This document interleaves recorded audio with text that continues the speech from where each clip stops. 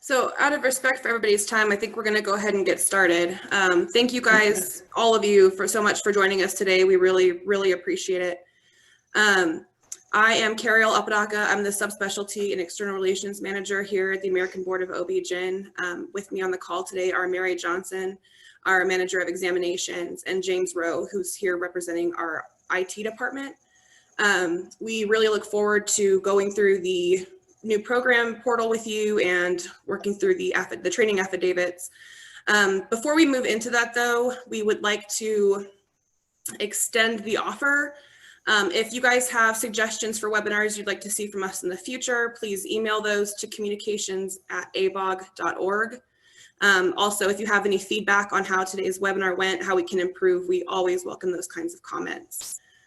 So the plan for today is we will walk through the new program portal. James is going to take us through that, and then we'll address any questions that you guys may have. Again, that can be done through the Q&A function or the raise hand option at the bottom of your screen. And then Mary will take us through the prepping and submitting the training affidavits. And then we will answer any questions and any discussion that we can have about that. That is the content that we'll be covering today. There will be more in the future as we move forward. So I'm going to turn it over to James to walk us through the new program portal, and I will stop sharing my screen. All right, thank you, Carol. Let me go ahead and start sharing my screen here. Let's see, let's do this one. There we go. Okay, so primarily what I'm going to be covering is the portal from the perspective of the program manager. Here on the screen that you should hopefully be able to see by now. I've logged in as a program manager for our test program, and if you've logged into the portal before, this probably looks very familiar.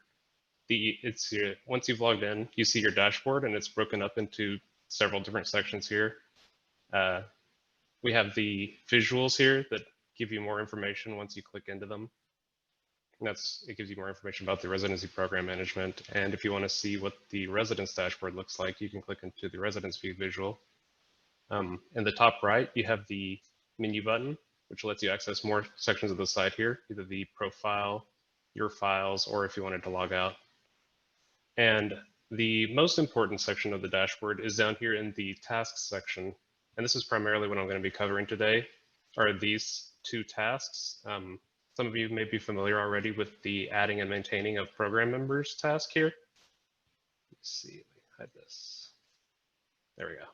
So you may already be familiar with adding and maintaining your program members. And there is a second task, which I'll be diving into, which you haven't seen yet, which is the advancing program members task here.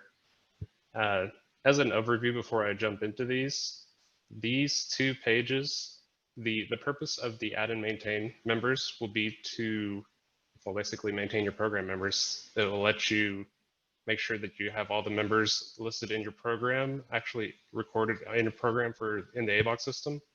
And the advanced members page is what allows you to move the members forward through the program years. So for example, you could move them from a year 2 to a year 3 status. And this is done once a year. So this is the sort of task that you really only have to do once a year, and then it's gone after it's done. So I'm gonna go ahead and jump into the add and maintain members page.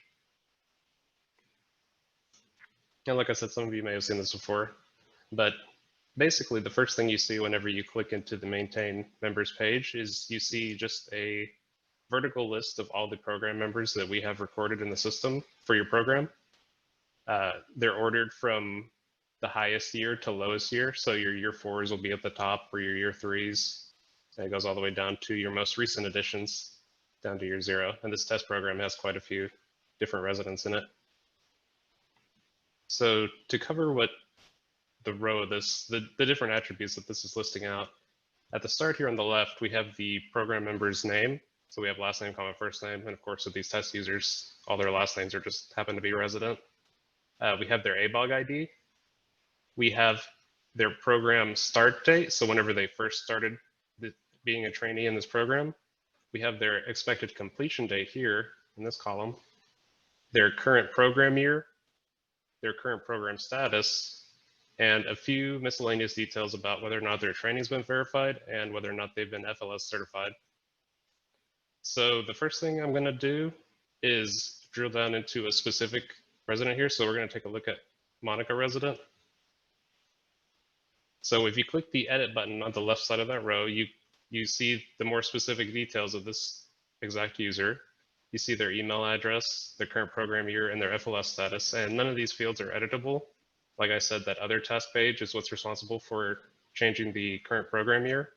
So from this page, whenever you're maintaining a member, you're mainly focused on maintaining their start date. So when the date that they started in the program, their expected completion date, which usually will be June 30th of a certain year by default. I've manually adjusted these for a reason that I'll show you later. And their current program status. So these are the three fields that you have access to. And generally, the program status, you would expect it to be active while they're in your program. And so let me go ahead and show an example of adjusting the completion date. So I'll go ahead and set this to, let's say, I'll go ahead and advance it by a year. I'm going to set this to June 30th of next year. And save changes. And you'll get the feedback saying save successful once this is completed. Okay, so easy enough. I'll return to the resident list. Now, the other feature of this page, which you see at the bottom, is the ability to add, this is where you add members into your program. So you can either create a brand new resident if you're a residency program manager. You basically are creating a new ABOG account in the system. This is someone who's never had an ABOG account created for them yet. Or you can add an existing user in as a resident if, for example, they're a transfer, or in the case of fellowships, they'll always be existing users. You're not creating a new ABOG account for them because they'll already have an ABOG account from their residency. So in the case of a fellowship program manager, you'd always be adding existing users as a fellow. So just to go ahead and dive into it, if you were to create a new resident in the system, this is what it would look like. So you'd need to fill out this form, which is just providing the account details for their new account.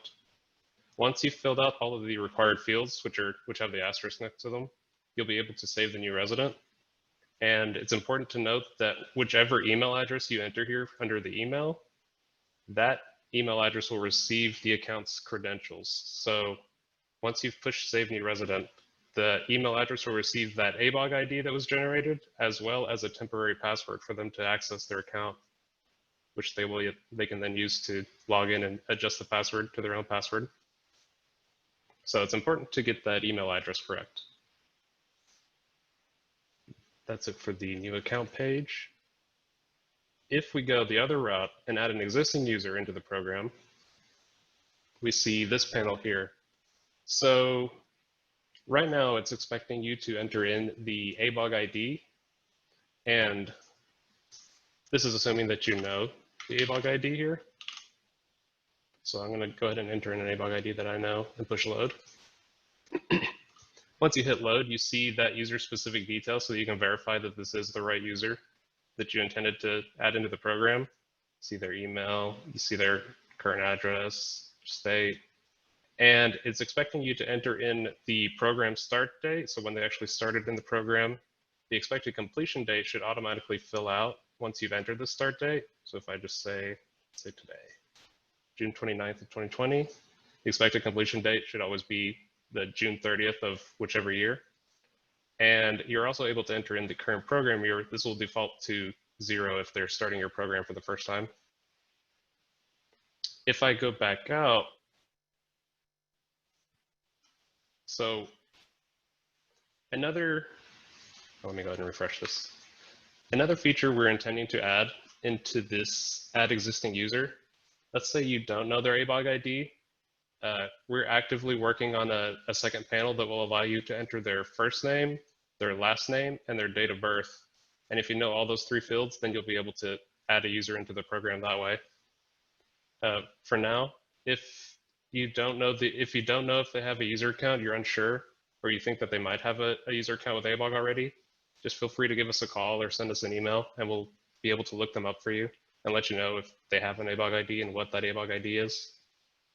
So it's better than going in and creating a brand new account for a user that already has an account in our system. All right. So I think that's the long and short of this page. And after I've finished presenting the other page, the advancing the program members page, then there'll be a short time for Q&A. We'll be able to cover any questions that you guys have. All right, so let me go ahead and jump into the advanced residence page here. So for the advanced residence page, this is, like I said earlier, this is something that you only have to do once a year. For the residencies, this task will open up July 1st, so a few days from now for residencies. Fellowships, this will open up on August 1st, and that's because of the annual report requirements.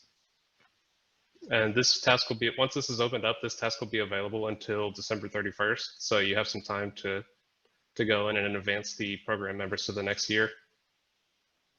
So, okay, this page is broken up into different sections here as well. At the top, you can see that it's basically structured like a workflow. You start off by promoting the year 4 residents. So we have the PGY4 group, which is just program year.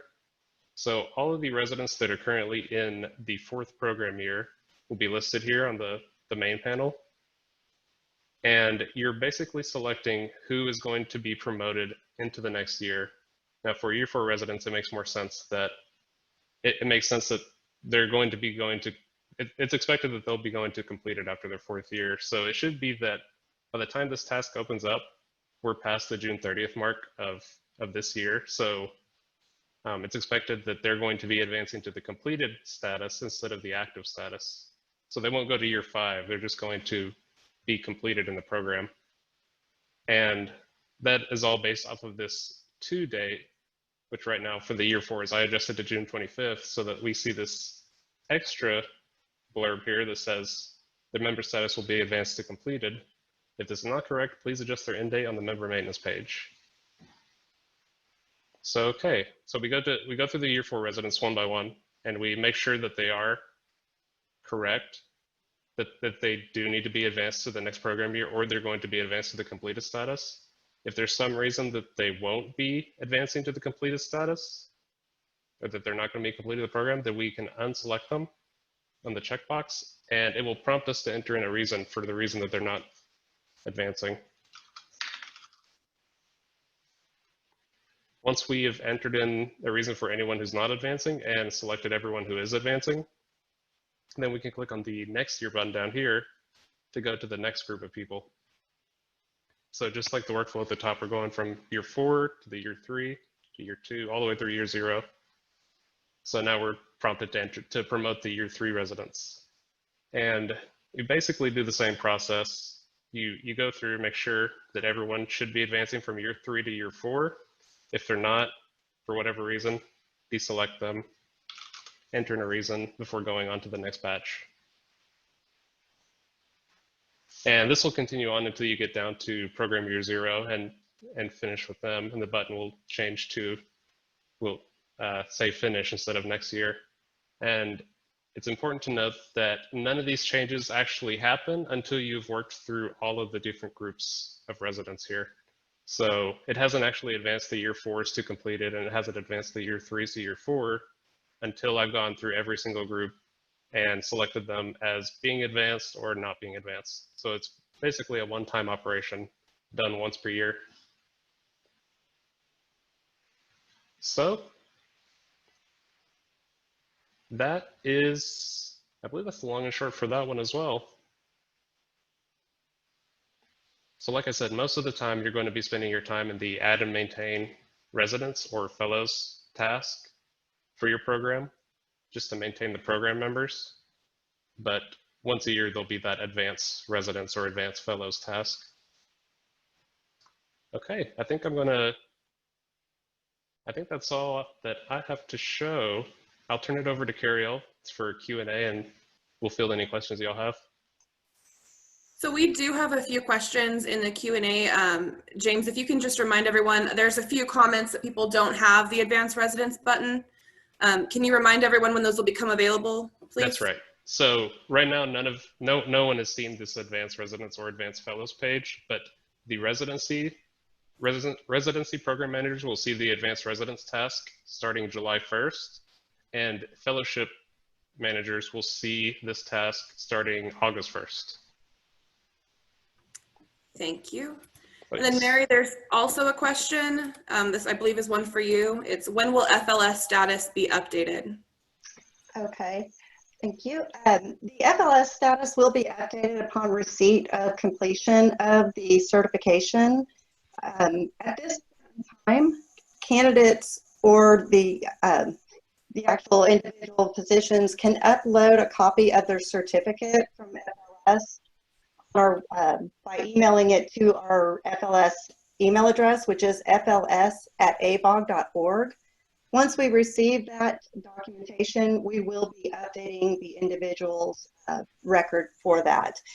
We do ask that the information be included on the PDF upload. They should include the ABOG ID and the last name of the individual.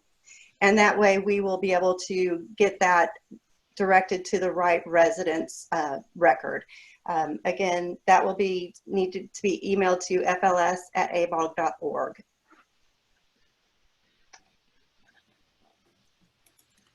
Okay, the next question is, how do you get a resident removed that should not be in your program? When I logged in, there was a name entered that has not nor will be in our program. And depending on if it's a resident, I believe, Mary, they just email that to exams@abog.org. For a fellow, please email fellowship@abog.org with the incorrect ABOG ID, and we will remove that for you. That is correct. And if you have any further questions regarding the resident, we will contact you back. So if you would provide a phone number to reach you, we can contact you back if we have any questions. There's also a comment regarding the residents advancing in June, not in July, and that advance resident screen appears regardless of when you advance them, even if you have an off-cycle fellow. Everybody will be advanced or not advanced all at once. So regardless of when you advance them, it still opens up at the same time. James, can you go ahead and just touch on that menu function that's in the upper right corner, please? Sure. So if you've logged in before and clicked on the menu button, let me get this out of the way here. There we go. So you have access to different sections of the website, which are the profile, the My File section, and then there's also a link back to this dashboard and logging out. So the profile section looks like this. Takes a few seconds to load here. So for this test account and for program managers as well, this tends to not have as much filled out, as the program manager account is more specifically related to the program than for an individual person. But this is the same as the profile section that a resident would see or a fellow would see to enter in their personal information. So in the case of this program manager account, it's not necessary to enter in the personal information of the program manager, but this is where you would see all the different attributes of this account, such as being able to adjust the password or change the email address, adding in any hospital practices, which again would make more sense for say a resident or a fellow, adding any medical licenses, the medical school that they went to. And then here we have a list of the training programs that we have on file for them, which would say, for the resident, it would say the program's name that they're a resident of and any faculty positions that they may or may not have. So that's a rundown of the profile page. And in the My File section, this test account doesn't have any files associated with them, but this is the area where you would see any files associated with you. So if you made any payments, like if a resident made a payment to pay a fee, like an exam fee, they would get a receipt PDF here.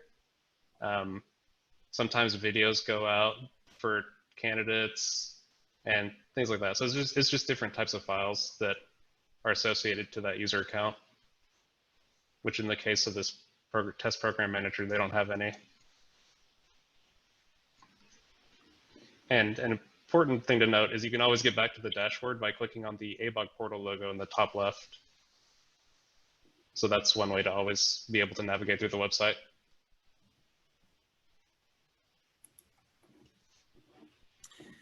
Okay, the next question is, will the notice about when someone applies for the qualifying exam be displayed again like it used to?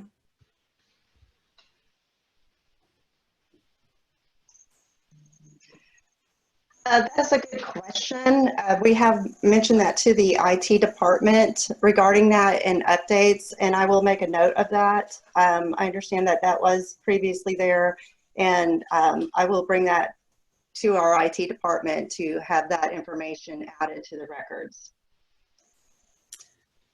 If a resident is leaving the program as of June 30th, 2020, is this noted on the advanced resident page after July 1st, 2020? So I'm going to assume that this question actually relates to maybe a transfer or a withdrawal or a termination. And that is actually handled on the Add Maintain Resident screen. If you click the edit button next to their name, you can change their end date there and change their status from active to whatever applies, whether it's withdrawn, transferred, any of those are all available in that status field there.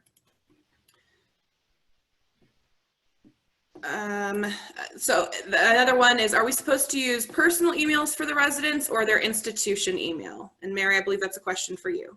Yeah, we actually recommend that they use a personal email address.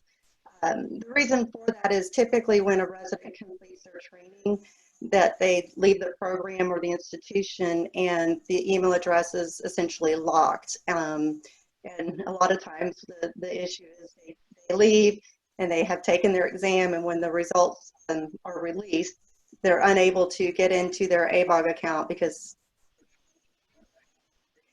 the email address that's associated with the account is an address that is no longer available to them. So we do highly recommend that they use a personal email address.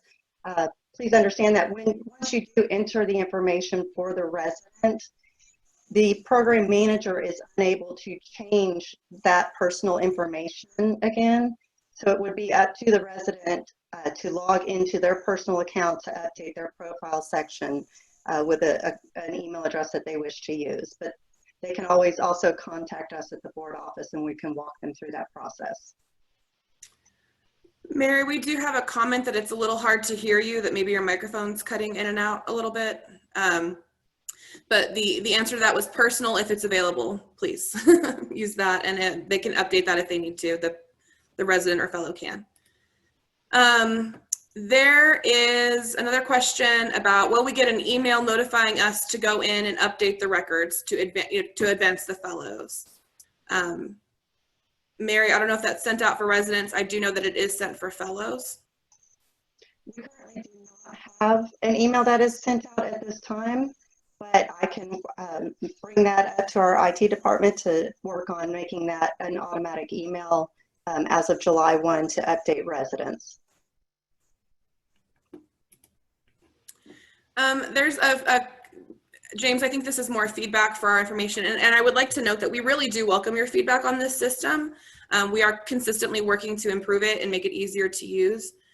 So questions like, or comments like this are very, very helpful for us to create user stories and improve your experience. So this comment, James, is, why are the residents not organized in a logical fashion? It's not alpha, it's not numerical, very frustrating for a big program to try to find the resident I need to check something on. And I think that's a comment that we will make a note of, but James, if you want to speak to that. Oh yes, that's fair. That's something that we can reorganize. Currently, the only ordering that we have on this page is by descending program year. So the year 4s are at the top and year 0s at the bottom. But it likely does, especially for a big program, make more sense to do alphabetical ordering, say the last name, and maybe even have it be an optional ordering to easily be able to find the resident that you're looking for. The last question that we have right now is, where do program performance reports appear? And that is when James hit the menu button at the top of the screen in the top right-hand corner and went to the My Files. In the My Files drop-down, the program performance reports are there by year. Right now, I believe only the 2019s are available, but if I'm speaking out of turn, James, please correct me. I believe that's correct. But we are working on moving those over as we go. If anyone has any further questions, you're welcome to enter them in the Q&A now. If you'd prefer to ask the question out loud, then you're welcome to raise your hand at the bottom of the screen and we can unmute you and have you ask a question. We'll open this up for a few more seconds. Anyone has any more questions or comments? James, we did get another comment in regards to the sorting of your of the fellows and the residents. Leaving it in descending PGY is not a problem, but within each PGY, it would be useful to have it alphabetical. And that was, there's actually 2 comments to that effect. So even if we can just sort them alphabetically within the year, that would be. Okay, that definitely makes sense, and it's not a difficult thing to implement either. Sure. And then, so we got another question about, can a how-to instruction manual be downloaded? And the answer at this time is there's not one. We are working on a video that will be available for everyone to have access to, but there's not like a formal document. And I believe that's the case. If I misunderstood, please correct James or Mary. There's going to be a YouTube video on our YouTube channel that will be coming out. So there's no more questions right now. So Mary, if you're ready, we'll go ahead and move into the, oh, sorry, real quick note from our communications department. That video tutorial is coming by the end of July. We'll go ahead and move into the prepping and submitting training affidavits, and Mary will walk us through that. Okay.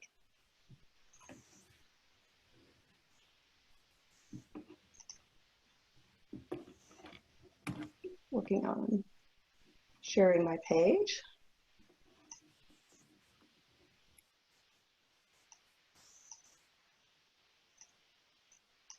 Are y'all seeing my page? Yes. Yes. Oh, okay, great. Sorry, let me get that up there for you. Okay, all right. I am going to walk the program directors through the new online process of verifying residency training and fellowship training. So this is a new process, and we have moved to an online process, which means that there's no printing of a form for the program directors to complete and send back to the board. It is now done completely online and electronically. The process is now in the hands of the program directors. So program directors will actually log into their personal ABOG page by going to abog.org and putting in their personal ABOG ID number and password. Once they are logged in, they will see an administrative task tab. Mary, I'm sorry, we're having a really hard time hearing you. Do you have a different microphone maybe we can try, or? Try it. Y'all hear me now? Is that better? Yes. Okay. All right. Sorry about that. Okay. So program directors will be logging into their personal ABOG ID, ABOG portal page. They will be using their personal ABOG ID and password. Once they have logged in, they will see under their task a tab for administrative task. The program director will want to click on the administrative task. Once they do, they will see signed training affidavits as a task to complete. On that, they will get a list of all of the verification forms that they need to complete. Now, if they do not have individuals that are completing within the next 31 days of the day that they are signing in on, there will not be a form available for them yet.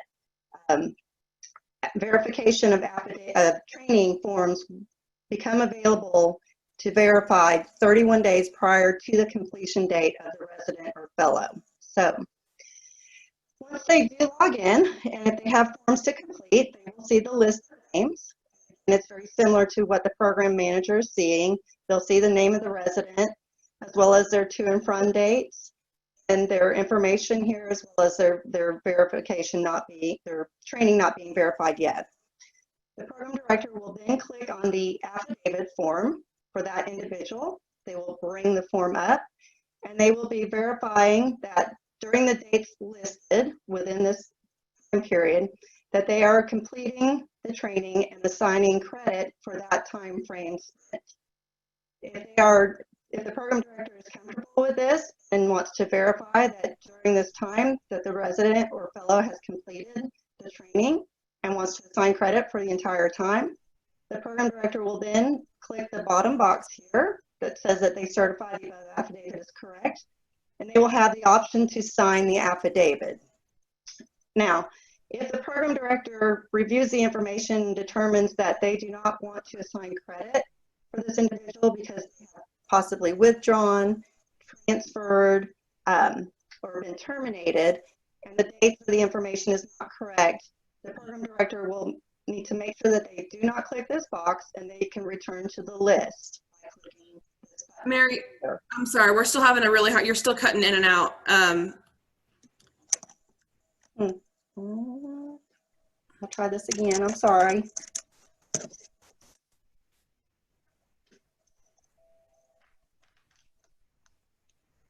Is that better?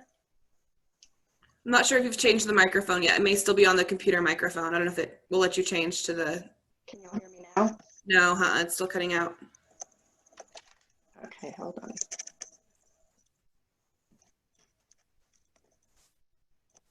that better? No. Do you want me to walk through this and then you can? I think, can y'all hear me now? Well, we can try it. I will try. Where did I at the point that I was there, if a program director determines that they do not want to verify the training based on the information located up here with the dates, and always unclick this box right here and return to the list. They do not need to verify the training. If they have specific questions or concerns regarding the affidavit for that individual, we do recommend that they contact us at the board office, and they can either do it by emailing us at exams@abog.org, or they can contact us directly at the board office and ask to speak to the exam department. And we can walk through the information regarding that resident to make sure things are properly done for that individual. Again, this would be specifically in terms of if somebody has withdrawn, been terminated, or transferred to another program. We want to make sure that all of this information is correct and that the proper amount of training credit is assigned. That's why it would be probably in the best interest for the program director to contact us at the board office for those individuals. Now, once the program director determines that they have that they are okay with the resident and verifying this information, again, they will click this box right here.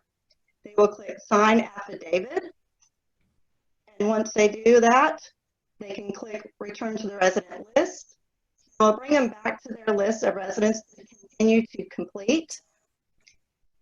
And they will be able to complete all of them. Now I'm going to go ahead and scroll down because we have a list here. Mary, you haven't navigated off the first page. Are you taking them through? We're still seeing the first screen. Okay.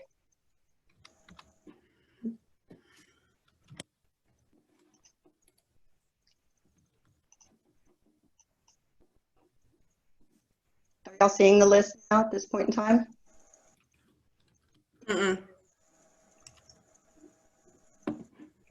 No, it's a small window showing the dashboard still. We're still having an issue with your audio. Do you want me to take over and walk through this at a high level, and then we can do a summary later? Okay. Go ahead, please. Sorry about that. No, I'm sorry. Okay, I'm gonna share my screen here.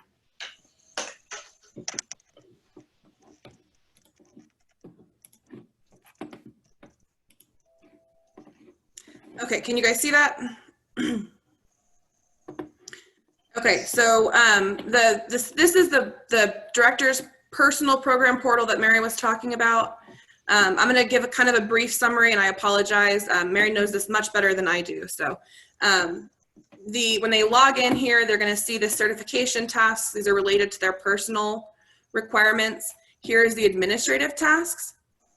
This is the signed training affidavits link. Again, this is only on the program director's screen. So they'll click the signed training affidavits, and this will open up a list of all of the residents who've completed training, who have their training not yet verified. There are a lot more in our screen because this is test data, so please don't get overwhelmed by the volume here.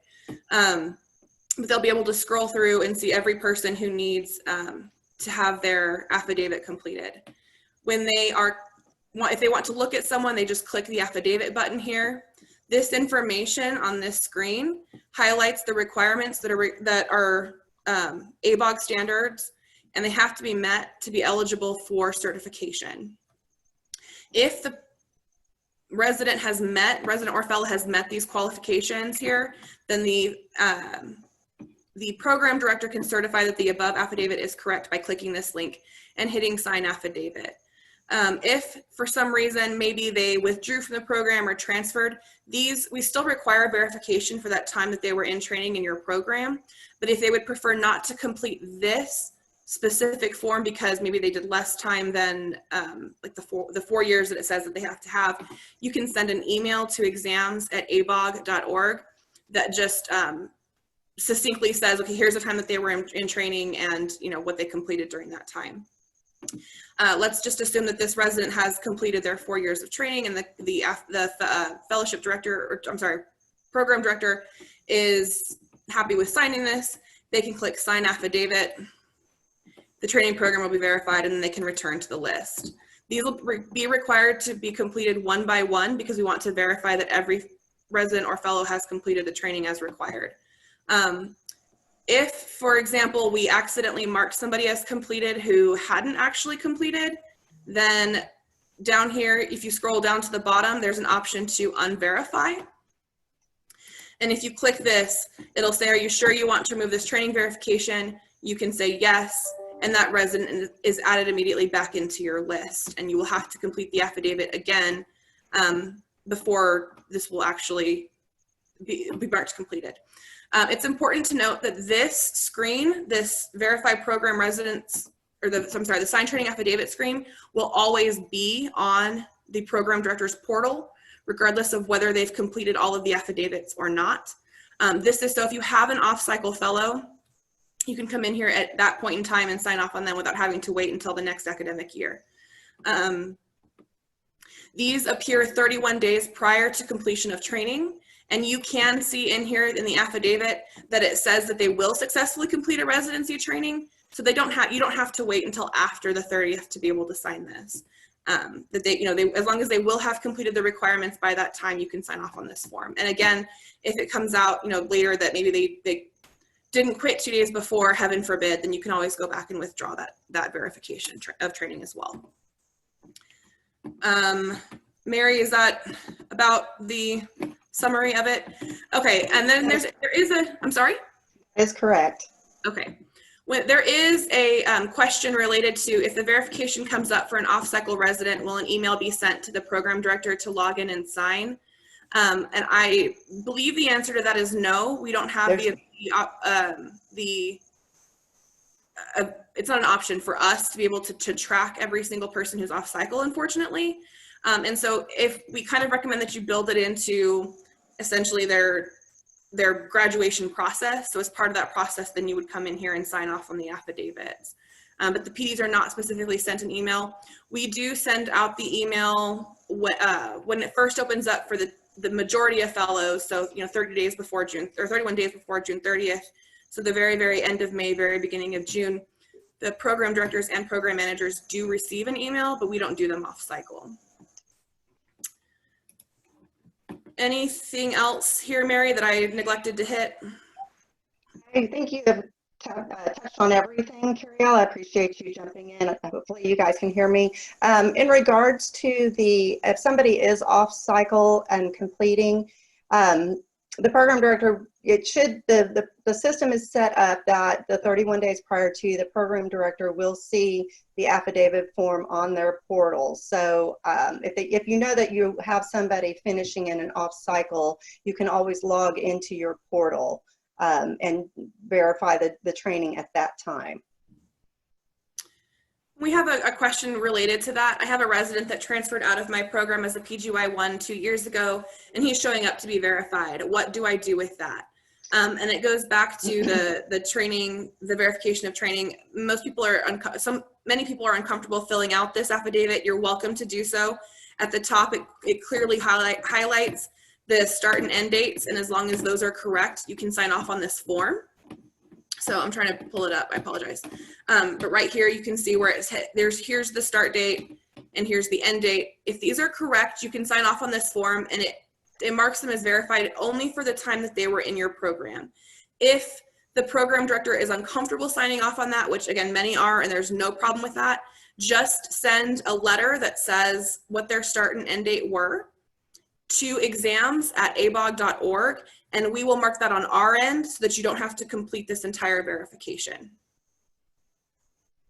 Is that fair, Mary? Yes, that is. I'll indicate that the individual was in the program from this date to this date, but I am only giving credit for this amount of time, and we will make a notification in our records that the resident was in the program this amount of time, but was only receiving credit for this amount of time.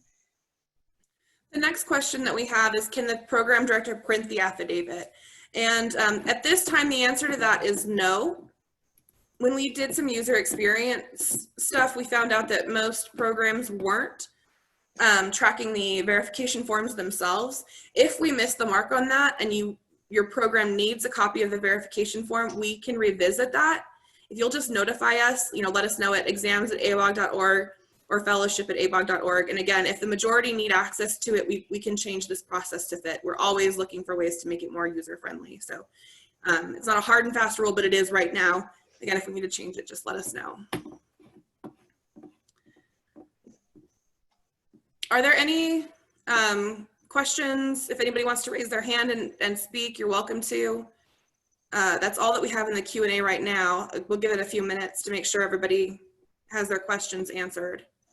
While we're waiting, I will also note that this webinar right now is being recorded, and it will be available on the ABOG website very, very soon. We'll also email out a link to the recording. So these are always going to be available. We want to make sure that they're easily accessed for all of you. So. And if everybody can hear me, I would always like to follow up with, feel free to contact us at the board office. We are working from home, but myself and my staff underneath me, we all have our work phones at home with us, and we will be more than happy to take your phone call and answer any questions that you have regarding individuals that you're not sure of. And that goes to both, obviously, program directors and program managers.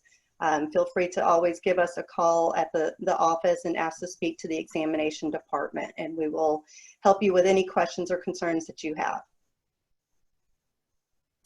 Okay, well, I'm not seeing any more questions, so just thank you all again. Those were really, really great questions, and we really appreciate the feedback, and that goes for always. So again, if you have any comments that come up, questions that come up at the end of this, you're welcome to email us or call us. Oh, we did get one more. I had a resident that transferred out of my program 2 years ago. We signed the affidavit form and dates are correct, but will the residents always continue to remain on my list? The system was set up prior to, and I will confirm, and James might be able to confirm as well. Our system was set up that a resident would remain on the list of residents for 2 years, and then they would roll off of the list. At this point in time, I'm not sure if that is going to be a new step in the new system as well. James might be able to allude to that a little bit more for me, but I do understand where that is coming from, because we do have it set up where a resident would remain on the list for 2 years after completion and then would roll off. I believe that's right, and I'd have to go back and make sure to confirm it, but I believe that's how it's set up. So we can confirm that, and we can send it out whenever we send out the link for the webinar as well. So that should be an easy thing for us to confirm for you guys.